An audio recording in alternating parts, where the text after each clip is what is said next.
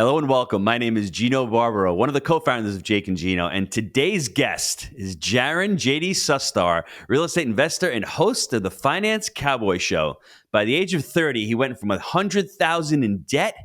I wonder what that $100,000 in debt is. Maybe it's student debt. We'll talk about that. To a net worth of over $1 million, thanks to his side gig of real estate investing, and is now on a mission to help equip others to do the same. Without further ado, welcome to the show, Jaren. Gino, thanks for having me, man. I'm so excited to be here. It's nice to reciprocate because I was on your show and look at all the swag that Mr. Jaren sent me. Yeah, brother. I want to say big thank you. I didn't want to send you a letter. I just wanted to say go giver, massive go giver. And I think he understands. He's in the real estate business. It's all about networking. It's all about net worth. And that's how you grow your net worth and relationships. So I wanted to give you a big shout out. But dude, let's rip it back a little bit. 100G in debt. Where'd that debt come from? Oh my goodness, man. I started like all millennials do, way behind the eight ball. I don't want to say it's all millennials. I'm sure people for a while have been struggling with this, but I went to play. My whole life's dream was to play Division I baseball. That's all I wanted to do. And so I got an opportunity to play at Charleston Southern University, Division I, small mid-major school. And I had, I don't know, call it 40% baseball scholarship. So the way baseball works, you got to field a roster of 40, but a school our size only had 9 full scholarships. So 40 men, 9 scholarships, you got to divvy it up. So I had 40% scholarship. Well, that means I had to cover the rest. Well, my dad's a pastor, so I don't come from money. And so, wasn't going to get paid for there. So we took out student loans. And so by the time it was all said and done, graduated with about $65,000 in student loan debt. Then I had to buy my wife an engagement ring, girlfriend at the time, an engagement ring. Then, of course, I'm from South Carolina, so you have to have a jacked up truck. So I had to go buy the Ford truck with the nice tires. And so that puts me at 90-something thousand. Then I read up some credit cards. And I think I got an article written on me by Market Watch one time, and they audited all my finances. And so I literally had to go find those exact numbers. And I think when we did that audit, it was like a little over 110,000. And that's how we started. And I came out of college making $45,000 a year driving a box truck at Centos as a service rep. What was that feeling like to see that number? And numbers don't lie. We could be all emotional about, but when you see that number of $110,000, what was that feeling like? Initially, you don't think you're ever going to get ahead. You're just like, all right, well, what do I do? Now on this side of the coin, you know what to do. But at some point, you don't know what to do. And I was like, holy crap, like, how am I ever going to get out of this? I knew enough to say, first thing I have to do is raise my income. I'm like, dude, I got to make more money. Like 45 grand wasn't cutting it. It was fine money to be however old I was, 22 years old. And so I really started working from being in the service side of things because I had a college degree to getting into sales. And that was kind of my mission. And so I made that jump and was able to get into pharmaceutical sales out of Centos. And that bumped it up a little bit, still not making a ton of money because it was a startup. But I was on that path. And so I had that mindset. It was like, okay, let's start increasing the amount of money we're having because the income you have is the fuel that generates your journey to wealth. You're going to get there faster the more money you have. But then the second part of that equation is let's not spend so much money. And so we were at a church in South Florida. I moved to South Florida to take the pharma job. This country boy from South Carolina did not fit in down there, but we went to a church and this bald guy, had no idea who he was. Obviously he's very famous, named Dave Ramsey, spoke that morning and then pitched his Financial Peace University.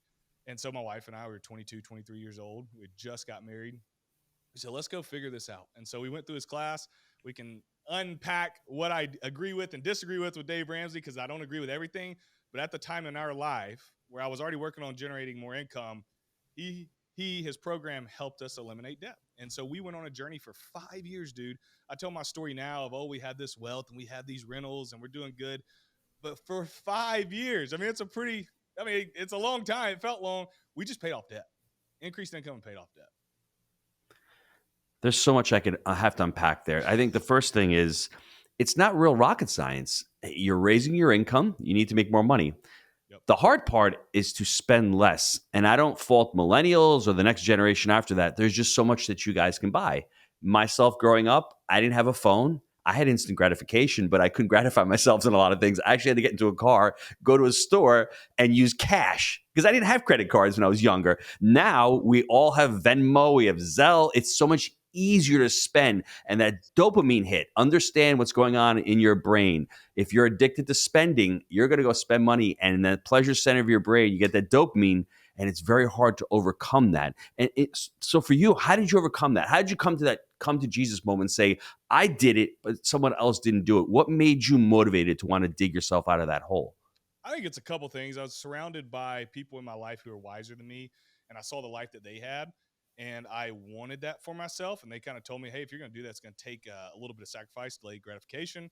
Pay now, play later." And then on the other side, the flip side, like I live still to this day in a very rural town in South Carolina, and so the majority of folks, I love them.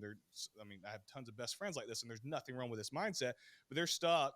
Call it stuck. I mean, some of them are most happy people I know, so I don't want to bash this set of people, but they were middle class. It's like you wake up, do the same thing every day. You get your 1 week vacation down at Myrtle Beach, and that's life. You live for the weekends. I was like, well, I don't really want that.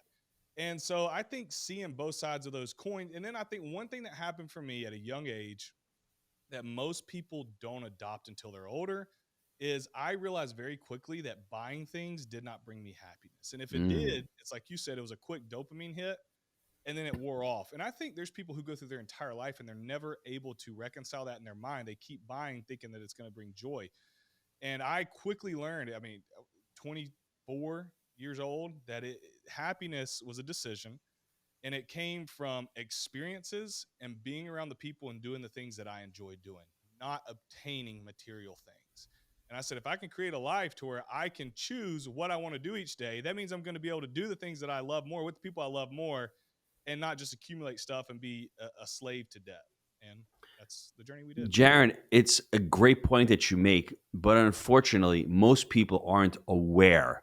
They just go through life, like you said. Oh, first of all, the 5-day work week is a human construct. Yeah. Whoever thought that Monday through Friday's work and Saturday, Sunday is off? So we're not even aware of the decisions we make. And I think if we do become aware of them, you can take a step back and go, I can make choices. I have the opportunity not to buy this thing. But if we're on autopilot, like most of us are, we just scroll through our phones, we're just going through the day, we're not sitting back and we're not really assessing our life. That's where I think the issues come. And at a young age, to be able to do that, it's like, wow, that is a game changer, because every decision you make going forward is going to be, do I need it? Do I want it? And I will give the millennials a lot of credit here.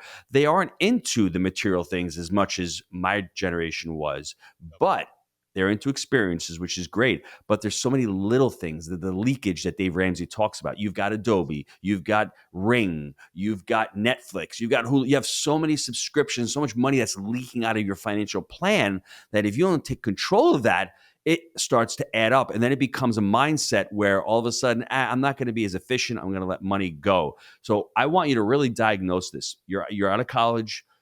And for anybody listening to this around that age bracket, or even if you're in a ton of debt, the first thing you need to do is to try to raise your income and the side gig. We're going to get to your side gig real quick, but try to figure out how to create more income. The second thing is get real with yourself. You're not here put on this planet by God, in my estimation, to buy things. You're here on this planet to create impact and to make a better life for you, your family, and to leave a better situation when we're not here anymore. And that's not by going out and just buying Lambos. You need to enjoy yourself, but you need to create that impact for others. And how do you do that? You need to create and learn skills and become more valuable. That's the education component. The third component is start spending less. When did you decide on real estate? What was that aha moment for your real estate venture and your real estate journey? I think it compounded over time. Like my father-in-law had bought some real estate, not like a huge real estate investor, but had bought land throughout the years in Florida, and it had worked out for him. And then my best friend, I think even more importantly, got into real estate right when we got out of college. He didn't have any debt. And so he got in kind of was a commercial broker. Well, then their small team decided, you know what? They figured out a strategy. It's not rocket science. But if we go and we build out a system to bring in deals, we can partner up investors to these deals. So they didn't necessarily wholesale. They weren't wholesaling the contracts. They were acting as the closing agent on the contract. So it's kind of like wholesaling, just they took the commission fee instead of wholesaling the contract. And so throughout him doing that, they were getting a ton of deals. And so a lot of times they would give them to investors, but then he started keeping some in his portfolio, or he would weasel his way into a percentage of the deals, even if he wasn't bringing any money because he brought the deal, whatever the case. Well, fast forward a few years, by the time I think it was 27 years old, so 2017, 2018, he's a multimillionaire.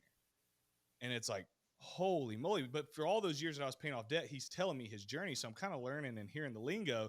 he's not even mentoring me on purpose at the time. We're just telling each other, we didn't have kids at the time. We're newly married. We're just talking about our lives at night. And we get to this point in 2018 where we finally pay off our debt.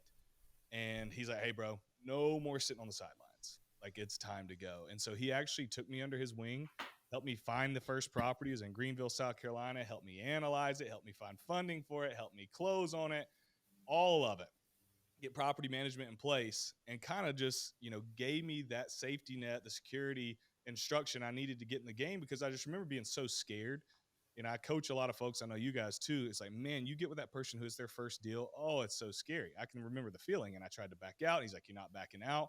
And he pulled me along that finish line. And I'll never forget when I locked up that first property. It's like the first thing in my life that I ever purchased that actually paid me. And so now, like, the fear was kind of done. It's like riding a roller coaster. You're scared the first time you get on it, but as soon as you get off, you're ready to go again. And so that's how I felt. My chest is bowed out a little bit. I live in my little small town, and I'm like, I'm a real estate investor, on one rental property, and I think I'm big stuff. But I was like, bro, the floodgates are open now. And, we kind of hit the ground running from there. What's really cool about that story is the paradigm shifts that you've had in your relatively short career. For everybody listening, where have been your paradigm shifts? Jaren goes to college, wants to play baseball. Great. He has to pay for it. And all of a sudden he gets out of college and he's like, dude, I'm not making enough. Paradigm shift. I need to go make more money. So he becomes a pharmaceutical sales rep. And Jake, if you're listening to this, I think he did the same thing you did, brother. You know what I'm saying? Talk about this on my show. Same. Yes. So the paradigm shift is, okay, I need to make more money. Then the next paradigm shift is, I don't want to live by the law of Parkinson's, which is saying the more money I make, the more money I'm going to spend. So he starts pulling the brakes. The next paradigm shift is, oh, this Dave Ramsey guy, he's really cool. Some of his information is great. I don't like everything he says, but I need to do the debt snowball. So it takes 5 years. Then this next paradigm shift, which is really crucial, I finally buy something that pays me. Game over. I ain't never going back from that. I'm hooked. The hard part is to go from being broke to getting your debts in order, to taking responsibility, to having long-termism, to having control in your life. And then all of a sudden, once you have control, you have a little mentorship, you have a little guidance, and find that vehicle. And I love your Instagram channel. I think everyone should go look at it. Check out Jaren's Instagram channel, the Finance Cowboy. What I like about it, some of his posts are real. And one of them I was listening to the other day, he basically said, if you're broke, don't be doing real estate yet. And it's great because that was his journey. It's basically get your finances in order, get some type of credit score, have a little bit of money for a down payment, and don't take massive risk and learn. And I think that advice is so spot on for anybody listening to this. You want to add anything to that, Jaren? Well, it's like the old Spider-Man saying, right? With great power comes great responsibility. If you can't even take care of your own personal finances, what gives you the right to control an asset that you're going to lend to people to make it their home? Renters are going to come into your house and make it their home. That's a big responsibility. This is a people business, but you can't even take care of what you got. And so it's like trying to build this kingdom on a rocky foundation. You haven't even built a foundation. And if you try to go vertical on a rocky foundation that is not solidified, guess what? It's all going to come crumbling down. Now, I do want to clarify, if you want to be a real estate agent, you want to be a wholesaler, like if you want to create active income and you're broke, use that active income to get out of debt and build that foundation, great. But when it comes to buying and owning rental properties, running syndications, you better be ready to go, because it's not a broke man's game. And there's at some point, if you own, a capital call is coming somewhere. I don't care what anybody says. A capital call is coming. Something's breaking. Something needs to be repaired. Something gets damaged. And if you got no money, no credit, you're broke, you're going to hurt yourself more than help yourself. Jaren's coming to buy that property from you. That's the reality. The reality is you're going to be a motivated seller, and Jaren's coming. If I'm listening to this right now and I want to get into real estate, and I've heard all this, what are some of the things that I need to do? I think, if I can lay the foundation for everybody here, it's really take control of your personal finances. I would also say read The Psychology of Money. Understand what your relationship with money is. It's important. I was a saver. It seems as if Jaren's a saver. You're not going to spend your way to creating wealth. You're going to save your way to creating wealth. That's the first component. The next component is to buy an asset that pays you for the events that you're trying to save for and to create the snowball of savings from those assets. Any other advice before we move on? Because I want to dive into the rest of your portfolio and the rest of your journey. If I'm here and I want to start, I'm really hungry. I've seen what you've done. What else should I be doing right now? Yeah, so we hit the financial foundation. That's starting block number one. Once you have that built, it's time to inundate yourself in the industry. You mentioned it earlier, network. I know people think it's cliche. I don't know how else to say it. It works. Like, put yourself around people who are already where you want to go, because that's going to be the fastest way to get there. You need to understand how to find deals, which I think is probably the most important thing, because in my journey, I found out if I got a good deal, I can make something happen, right? I know how to find deals, how to analyze deals, how to fund deals, how to rehab deals, how to manage or put management in place for deals. And if you look at those, 4 or 5 categories right there is kind of the big topics, and there's details within those, and you go dig and learn everything you can about that. That's the next step. Now, we'll talk about where I've actually taken action, but what a lot of people do, Gino, and you see this, I know you do on social media, is they get to that step. They're gung-ho, man. They got their finances. They're making good income. They want to go invest in real estate, but then they just become a sponge. But the sponge never actually takes the information that comes in and puts it to action. And so they just sit on the sidelines because of paralysis analysis, fear, whatever the case may be. And it's like, okay, good for you. You know this stuff. Big whoop. Go make it happen. And so don't get stuck in that state. What makes you think people do that? I'll give you my theory. If you can share something, because if somebody's listening to this, they may have paralysis analysis. They may have true fear. It may be really scary for them. What makes you think people have that feeling, and what makes them stop? And what would you recommend them to do to get over that fear? We work so hard for our money. And so you have this money, and it's kind of like you got your arms around it and you're protecting it. And you're like, I know if it stays here, at least you think, if it stays here, I can protect it. Well, it's actually losing value if it's in a savings account every year because of inflation. But generally, it's protected. The risk is mitigated. And so I think people get stuck there and they're scared. They think that if they make one step into real estate, stocks, whatever the case may be, starting a business, that they're opening themselves up to just a collapse. I think our mind goes straight to the worst that could happen. And that fear is very strong. And so what it does is it removes the creativity that allows you to think, okay, that could happen. All right, let's put that over here. Let's start thinking logically now. And then let's look at what data and statistics say give us a better chance of happening. And one thing I tell folks is I say the not investing in real estate is riskier for your future than investing in real estate. Because I can tell you one thing, if you don't invest in it, you're never going to be able to create the life that you dream of. But if you do, you at least give yourself that chance. And the more you learn about it, you can put these safety nets in place to do it the correct way and do it the right way. And I don't want this happening to me or anybody else, and I am very conservative, but if everything went wrong and you had to go back to zero, how's that any different than where you're already at? You get one life. Don't be reckless. Do not misconstrue what I'm saying. But you might as well go have fun and give it your best shot. To continue that thought or that thread, for me, I would turn everybody off who's telling you real estate's risky. It's because those people have never invested in real estate. And when you do get your first or second deal, who's coming over and saying, hey, Gino, you got any deals for me? That's the irony of life. Once you've done a couple, those same people come over to you. And for you out there, it is scary. It should be scary. You've never done this before. When I bought my first deal with Jake, I already had experience, but I still was pissing in my pants the night before closing on that very first 25-unit deal. I'd never done a deal with Jake. I had never been in the Knoxville market. It was scary, but what's the worst thing that can happen? Jared summed it up so beautifully. If I hadn't done that, I would still be in the same spot. I'd still be in the restaurant, washing dishes, hiding in the kitchen. So I took the shot. The worst thing that could have happened is if we had sold a deal at a loss, I would have lost a few bucks. No harm, no foul. I had done that before. Now, how do you overcome that? As far as what my advice would be and what I did is I found a partner. I have not, I don't think in the last 10 or 12 years, let Jake down at all. He's in Aruba this week, baby. He's partying. Not on the show today. We're doing the show. I'm not saying, oh, I can't. No, you get in a partner. And it's really important to pick the right partner as far as our values aligning and everything. You don't let that partner down. You work really hard for that partner. That partner will work hard for you. That's called an accountability partner. You can take it a step further by going out and finding a group like Jake and Gino. My only plug, go to jakeandgino.com/apply. Go apply to work with our team to see how you can find to become that multifamily entrepreneur. I did that. I joined tons of mentorships, and I still do.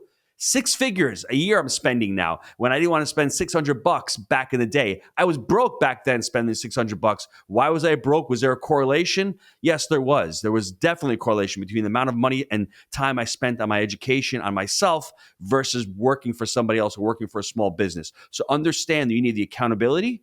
You need for me, the mentorship. You need the guidance, the partnership. That will all, to me, help pull it through. And give yourself some time. We go to college. Jaren went to college for 4 years to play baseball. He got out broke. He wasn't making any money. Don't expect to get into real estate within a year and be financially free. It's going to take a couple of years. Even if it takes you 3 to 5 years, COVID happened 4 years ago. Let's put that into perspective. Time goes by so quick. Give yourself some time to grow and to be able to do all that work. That's good stuff. That is such good stuff. People, you hit the nail on the head. They come in and they think, if I buy a couple properties, my life's changed immediately. No, anything worth having takes time. And I do like, I work with folks and they'll come in and I'll be working with them for a month and I'm not finding any deals. I'm like, bro, you just started looking 3 weeks ago. Relax. Relax. You're going to be okay. I love it. I mean, I'd rather work with people like that who are eager. But I'm like, this thing takes time. And it's the principle of compound, I mean, you could look at the principle of compound any way in life, right? Just continue doing something and it's going to multiply over time. So it's going to start off slow. But what ends up happening, and this is part of my journey in my portfolio, is it can pick up pretty quick depending on the volume that you work at. And it happens quicker than you think potentially, but you can't be expecting an overnight success because anything like that is usually a flash in the pan. Let's dive into the personal side for a couple of minutes. You're sitting at the table with your wife and you say to her, we're buying a deal, our first deal. What is her reaction to that conversation? Well, you said a partner, right? And you're talking about a real estate business partner. I think it's just as important for marriage. She trusts me. She let that be my arena. And so she was like, she's involved to an extent, doesn't do any deal searching, deal analyzing. If I'm doing a flip, she'd be like, hey, let me design it, whatever. You can go design it. But as far as trusting me to do it, we had that trust built. We knew it starts with aligned goals. So we both knew, hey, for all these years, we got to be disciplined so we can get out of debt. If not, we're going to live a slave life our entire life. And so we had done that together. So we'd earned each other's trust there. Now, this was the next journey is, okay, let's go create financial freedom. Let's go dabble in this real estate space. And she knew that to get to where we wanted to go, it was going to take something that involves some type of risk, but with good upside. And real estate was it. And we knew people who did it. And she said, go rock it and roll it. And Jaren, when you had that conversation earlier on about getting rid of debt, spending less, was that a difficult conversation as well? It was not as hard as it could be, as some people said. But I married a gem of a woman. She is great. We've been 10 years this year.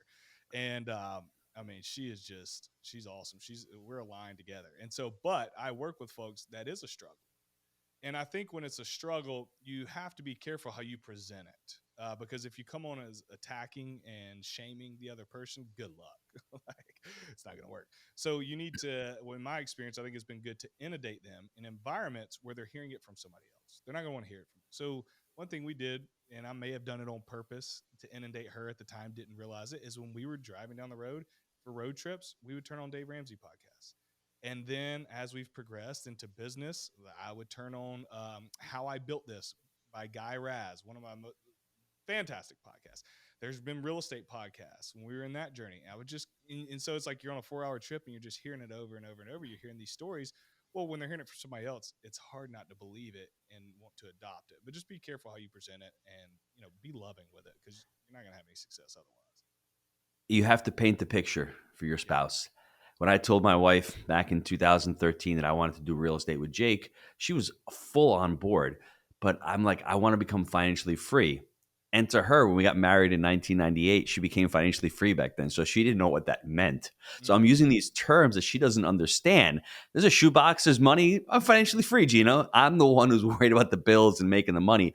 And I said, no, Julia, financial freedom to me is not worrying about a $5,000 dental bill.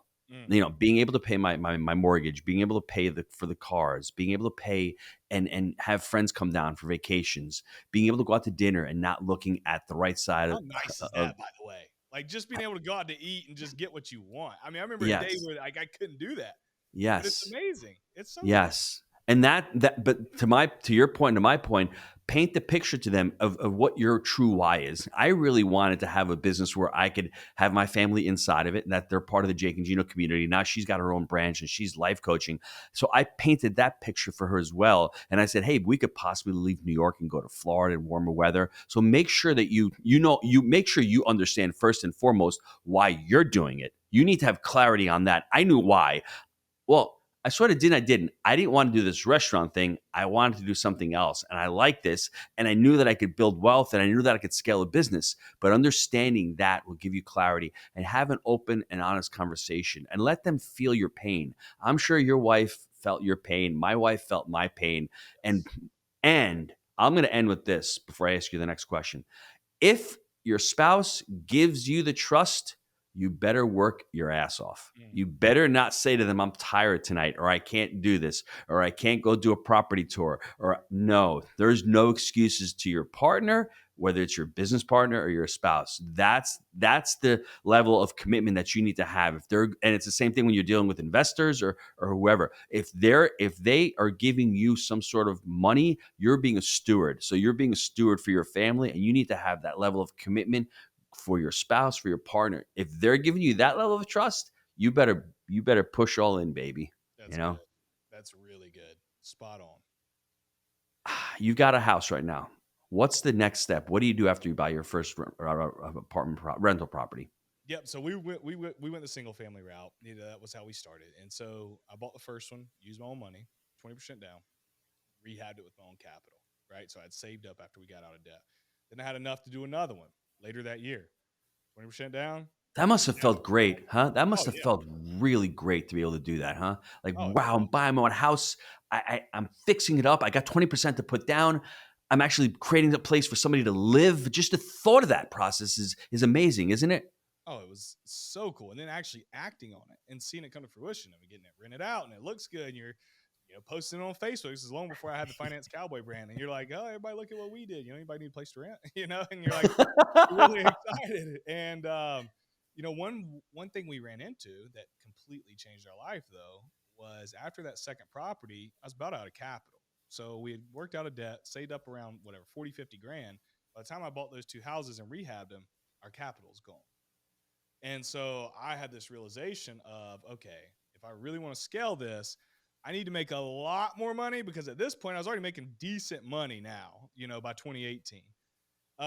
Or I need to figure out how to partner up with people who will give me. And so that is when we ran into what is now coined the BRRRR strategy. If you follow me on social media, you'll hear me talk about it a lot. But, I don't think I knew the name of it at the time. I felt as though I had found, me and my buddy had, we'd either done a deal together and it like triggered in my mind, or he had done one and told me about it, where he said, bro, I bought this property undervalued and I fixed it up. And then I went to a bank and refinanced it and got all my cash back. I was like, do what? Hold on. Say what? Can you break that down again? And I was like, that's what I'm going to do. And so we started doing the BRRRR method. And so I had a private lender, and you work with hard money lenders. I mean, I've used a HELOC. There's tons of different ways that you can gain capital. You can use your own cash, even if it's not other people's money. And we would buy these properties up front with cash, whether it was our cash, somebody else's cash, hard money lender. We would fix them up, and then we get a renter in place. Then we would go to the small local bank and be like, hey, we want to refinance, do what's called a cash out refinance into a long-term stable loan with you. Most commercial notes are 20-year notes, 5-year AMs, whatever it was, with 5.5% interest at the time. So they would order an appraisal. And now, because we bought the property distressed and undervalued and fixed it up, it's worth way more. And they would write us a check for 80% of the new appraised value. So I take that check, the game, deposit it into my account, take that, pay off my private lender, a hard money lender, a HELOC, or myself if I use my cash. And now I had all my firepower back. And so I talked about income being your firepower when you're trying to get out of debt. Well, now firepower for us in our journey, and there's tons of ways to skin this cat, but for us in our journey has been leveraging other folks' money to buy distressed, undervalued properties, making them pretty, getting that money back and repeating over and over again. So we bought 2 properties in 2018. And then in 2019, we bought either 19 or 20 more. So we really, really scaled within a year and a half time frame. And that was when it was like, holy crap, this is cool. Jake and I call it the refi and roll. You refinance a property and you roll the proceeds into the next property. And I think one of the major differences between single family and what we're doing in multifamily is just the numbers. Listen, we've been able to refinance out over $25 million from the property. And I'm the pizza guy. If I look at that and I say to myself, that's sort of a loan back to yourself, so it's tax-free at the time. How many pizzas do I need to make in order to net $25 million? I don't even know the number. It's insane, the number, but that's the power. And, OPM, that word gets thrown around, but you know what? You're using other people's money. Once again, you're the financial steward. You're buying these assets. You're just taking the money and you're bringing it over. Last question before we go to the short answers. How were you able to raise capital? I mean, can you talk about branding a little bit and raising capital and saying, you know what, time out. I'm getting myself out there. If I'm starting this business or I've got a few deals, how do I go out and start raising money from these private lenders or from these hard money lenders? Yep. So to be clear, I did not have my brand at the time. So this was just Jaren Sustar. Finance Cowboy was years from existing. So now it's really easy, obviously, because everybody's like, hey, how can I lend to you? But back then it wasn't as easy. And so I mentioned it. We would post our projects and kind of keep what was going on Facebook. And so people were seeing it. People were seeing that we're starting to do real estate. We live in a small town. So a lot of people aren't necessarily visible that they're doing. Number one, people aren't doing a lot of real estate. Number two, the ones who aren't necessarily visible. And so people started seeing, what we were doing. And, we started with like family and friends. I think that's the easiest place to start. Now, if you don't have that, that's okay. But I'm telling you, start there. Whether it's an immediate family member, somebody down the line, a friend, a coworker. And then if they don't have it, well, then chase their networks down. Don't just stop at no. Mm-hmm. Chase down the networks. Okay, Dad, I understand you can't lend to me, but like my dad's a pastor. I was like, who in the church, does well, or who has a business, or who invests in real estate? Do you know anybody? Take them to lunch. Same thing with coworkers and friends, and just chase that down until you find somebody who lend. Hard money lenders, if you've done a couple properties, most of them are, depending on the economy, pretty eager to lend. And so a lot of them that we work with will lend you, 85 to 95% of the purchase price, and then 100% of rehab. And so you're just having to come up with 10 to 15% down payment. Everything else is covered, plus the holding costs. Well, now instead of having to go ask family, friends, coworkers, other investor for the entire amount of a purchase. So you're buying a home for 150 grand. Instead of going to this person who hadn't worked with you before and saying, can I have 150,000? You say, hey, I've got the majority of this covered. Would you be interested in covering my gap funding to get me to the closing table plus my closing costs? And so I can sit here, Gino, for days and talk about structuring. But back to your question of branding, I think just letting people know you're doing deals, showing the deals you've done, the numbers, how you're buying undervalued, how you're rehabbing them, what the rents are at, what your ratios are, and then let the deal do the talking. And I mentioned this earlier in the show. If you can learn how to find good deals, it's interesting how everything else tends to fall into place, even the capital. Mm-hmm. And so if you can lock up a fantastic deal and you got a little bit of hustle in you, there's a pretty darn good chance you're going to find somebody who wants to give you the capital. Let's take a quick time out to hear from our sponsors. Now, we have had a great run in multifamily, going from 0 units to over $250 million in assets. That's over 2,000 apartment deals that we've been able to purchase through our framework, buy right, manage right, and finance right. Now, Jake and I, we created the Jake and Gino community back in 2015. We launched our first book, Build Our Profits. And since then, our students have closed over 60,000 units. That's over $4 billion in assets they've been able to close over the last 6 years. And that's why this community has been so successful. We call it results-based education, and we pour back into the community everything that we've learned on our journey from 0 to 2,000 units and all our systems and scale that we use on our very own property management and investing companies. Jake, I love that. It's not just education, it's implementation. So what I want you to do, click on that link down below, apply to work with our team, see how we can help you on your journey in multifamily. Jaren, when was the idea of leaving your job When did that seed start to germinate in your mind? I don't know. See, I still work W-2, Gino. I still to this day have leveraged it the entire time. So, That's and awesome, the brother. reason why, I think this is a great subject. We could talk an entire hour about this. I think the hustle culture on social media has made every W-2 bad, right? And so it's like, do everything you can to escape your job. Well, if you hate your job.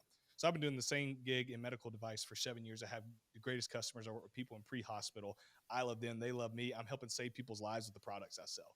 And so I have leveraged. I'm huge on leveraging your W-2 to That's get awesome. to where you want to go. But to your question, what we've done is we've put ourselves in a position to, if I should want to, then I can. And that was it for me. So I caution people, be very, very careful about living with the escape mentality your whole life, because it takes a while to build financial freedom. So you could waste 5 to 7 years of your life living miserably because you're trying to escape where you currently are.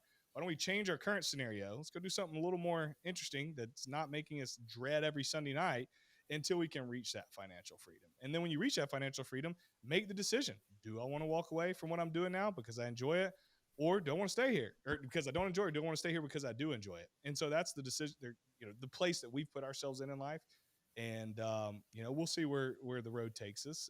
But you don't have to escape if you don't want to. I agree wholeheartedly with you. And I had a similar journey with you. I started investing with Jake in 2011. We bought our first deal in 2013. I left the restaurant in 2016. So I was there for 5 years of meeting Jake and starting to do deals. He left a lot sooner because he had less, he had no kids. He was living in Tennessee. His burn rate was a lot less.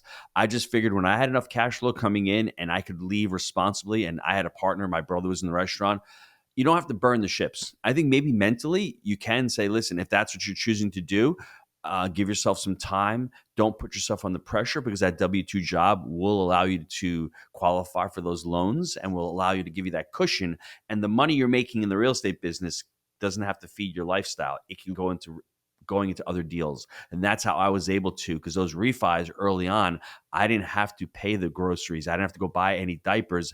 That money went right into buying more deals. So if you're on the fence and saying, well, all these people on Instagram are quitting their jobs in 12 months or 24 months, that doesn't have to be you. If you do this responsibly, start investing today, within 5 years of you buying a few properties and creating wealth, and then all of a sudden you're exiting those deals and creating equity and able to replace that equity and put into another deal, that is a solid, smooth, albeit safe way to do it. As far as I think we're preaching the same thing, me and you. 100%. I mean, that's spot on. That is spot on. Leverage that W-2 and then put yourself in a position to make whatever decision you want. And if you do that, you're happy. I think the only other thing I would say to that is what you're trying to do is you're trying to create autonomy for yourself, because you were talking about happiness. And in psychology of money, that word autonomy was thrown around a lot of times. And money can create autonomy for you. It can give you the freedom. And that's what we're striving for. You have the optionality to leave your job if you want to. Yeah, that's but you don't have to. And that's exactly what we want. Autonomy gives us choice. It gives us freedom. It gives us the ability to choose. You can be on this podcast right now if you want to, or you don't have to. That's power in that. So I think that's what money allows us to do. That's why we're trying to accumulate money. Money is just a result of our actions of being really good. The better you are, the more money you make, possibly, if you do it wisely, the easier it will be to become what we say financially autonomous. Books. Any book recommendations? Oh, Lord. I got a lot of book recommendations. Good. Depends on the topic. But obviously, if you're starting way back, Richest Man in Babylon, Rich Dad, Poor Dad, Millionaire Next Door. Those are 3 good ones. Business-wise, Good to Great. Just read one, Die with Zero, was very interesting. Don't know if you've read that yet. It was some fluff. Sorry if the author hears this, but the premise of it was very powerful, talking about, let's make sure we're aligning our life to do what we want to do and not just accumulate all this wealth and die with millions in the bank and never get to use it. Go use it, whether you're giving it to your kids, blah, blah, blah. Marketing. I love Russell Brunson stuff, .com Secrets, his books. I mean, I could go on and on. So I'm a big avid reader and I love about anything. What are you excited about next couple of years? Any projects? Man, this is probably counterintuitive to to hustle culture, because I'm young. I'm only 32, so this sounds like entitled. But I have been on a pretty good grind for the last, however many, 12 years, 10 to 12 years. I am looking forward to actually utilizing my autonomy over the next 5 years. And so we've built, you get busy just building and you don't really take the chance to look at like, what does that compound effect look like now? And we're in a place now, Gino, with our portfolio, it's like, dude, I don't really need to buy anything for the long term again. Like our life, is already good now. But like if you look at the numbers when we're 40, 45, 50, 60, 70, it's like, you can buy just to keep buying, but what can you do to increase your now even more? So I think for us is like increasing our now more. So I'll probably, may buy more properties with more equity to raise higher cash flow, may do a few more flips, and then working around my house, like slowing the grind down a little bit. We've got a great team at Finance Cowboy. I got a big piece of land, big house. I need to put fence in. I've started. I need to build a barn. I need to get the garden going. And so I see my life kind of like, you kind of run on the cortisol for a while. You understand the hustle. I'm at that stage where it's like, deep breath. Let's enjoy the fruits of our labor. Mm-hmm. Love that. Where can the listeners get a hold of you? Instagram at Finance Cowboy. That's we're very busy there. And I put a lot of content out on YouTube as well at Finance Cowboy. That's longer form if you like podcasts, if you like YouTube videos. And those are two main places. And we got a bunch of different resources that we can send your way. To recap Jaren's story, gets out of college, only has 40% of his scholarship paid, though. I don't know. The other 60%, someone's paying for it. It ain't the college. It probably ain't his dad either because his dad's a pastor. Yep. Jesus. And he gets out. He got $100,000 in debt. And it's like, what do I do here? And you look around, you don't want to do what everyone else is doing. First thing he needs to do is, I got to make more money. Okay, that's step number one. Step number two, and of course, he becomes a pharmaceutical sales rep because that's where the big bucks are, right, Jake? Step number two, he cuts his expenses. And within 5 years, all of a sudden, he sees his expenses. He sees that light at the end of the tunnel, and his expenses are all paid. And now he's got that foundation. He's building that nice foundation, everybody. And then the moment that everything changes for him, he finally buys something in his life that pays him. Money's going to him, not away from him. And from there, he's hooked. But it is a seminal moment because it's scary. He doesn't do it by himself. He finds somebody. He finds a help to have him help him close this first deal. But after he closed the first deal, he probably looked back and says, it wasn't that scary. No bears were chasing me. I closed the deal. And then from there, goes looks for his next deal and then his next deal. And from there, he builds the Finance Cowboy brand. And now he's teaching others to become financially free through investing in real estate. Jaren, thanks for being on the show, brother. Appreciate it. Gino, I enjoyed it. Thank you guys for having me.